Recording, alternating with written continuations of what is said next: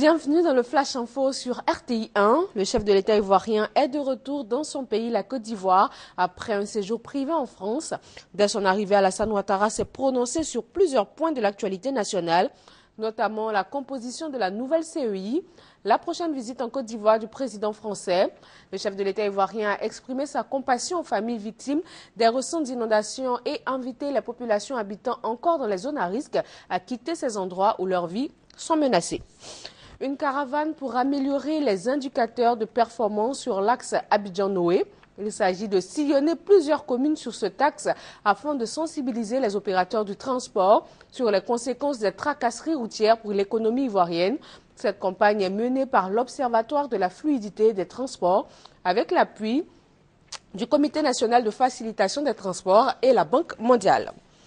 La fièvre Ebola continue de faire des victimes dans des pays comme la Guinée et la Sierra Leone. Aucun cas détecté en Côte d'Ivoire, mais les mesures prises par le gouvernement en avril dernier sont toujours en vigueur. Les populations sont invitées à leur strict respect. Reportage. C'est en avril 2014 que le gouvernement ivoirien a pris des mesures pour lutter contre la fièvre Ebola sur toute l'étendue du territoire national. Ces mesures visaient entre autres la non-consommation de la viande de brousse. 3 mois après, ces dispositions sont toujours en vigueur, surtout dans la région de l'Indénié-Djuablin, une région située à l'est de la Côte d'Ivoire, donc très éloignée de la Guinée et du Libéria où la maladie a fait de nombreuses victimes. Ici, les habitudes alimentaires des populations ont changé, surtout les adeptes de la viande de brousse. Un plat de foutou banane avec la viande de bœuf. Parce qu'on nous a conseillé de ne plus manger de la viande de brousse. La viande de brousse est intéressant, mais on est obligé de changer pour écouter les conseils des médecins, pour avoir la bonne santé. D'autres ne mangent pas poisson. Comment ils font ça? Toujours manger des viandes de bœuf là. Viande de bœuf là aussi, là, c'est pas tout le monde qui aime. Dans les restaurants et maquis, le menu a été revu, avec une baisse considérable de la clientèle. On prépare, ça reste. Quand les clients viennent, on les propose poisson, viande de bœuf, ils refusent de manger. Alors que on vit de ça. Comme on dit, la maladie, on est dedans, sinon c'est viande de brousse là qui nous arrange. Nous, à la gare de Niablé, là, pourquoi les gens viennent? C'est à cause de viande de brousse. Les gens viennent. Mais comme il n'y a pas de viande de brousse là, il ne peut pas quitter ailleurs pour venir. Il ne peut pas prendre taxi pour venir manger viande de bœuf. C'est ça, il mange à la maison. En ville aussi, il y a viande de bœuf là-bas. Il va payer le transport pour venir. Comme leurs camarades de l'Ouest, les restauratrices de la région de l'Indénié-Djuablin souhaitent bénéficier de soutien pour une reconversion dans d'autres secteurs d'activité en vue de faire face à leurs besoins familiaux. Mais en attendant, les clients, eux, se contentent de la viande de bœuf et du poisson.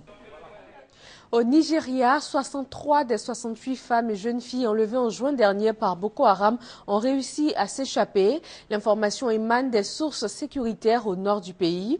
Et ce groupe est distinct de celui des 200 lycéennes enlevées à la mi-avril dans la ville de Chibok.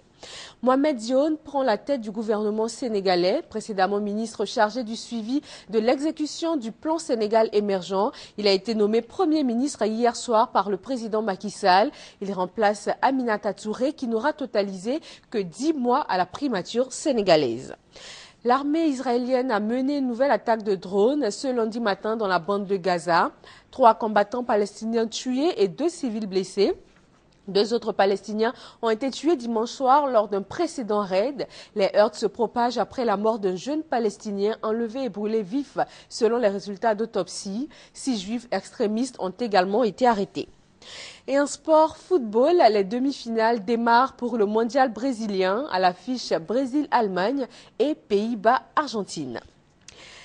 Voilà pour ce bref point de l'actualité. Je vous retrouve à 13h pour le journal sur RTI 1.